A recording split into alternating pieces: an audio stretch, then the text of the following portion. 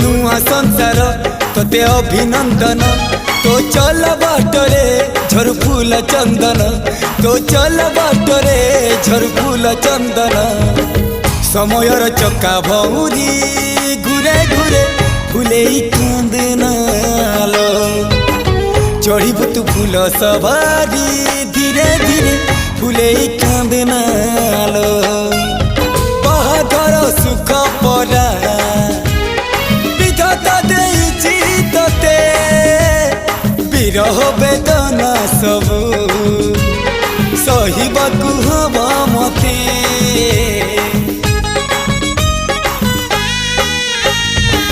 सिंथी तो रहेला सिंदूरी धारे धारे फूले कांदनालो चढ़ीबु तू फूल सवारी धीरे धीरे फूले कांदना।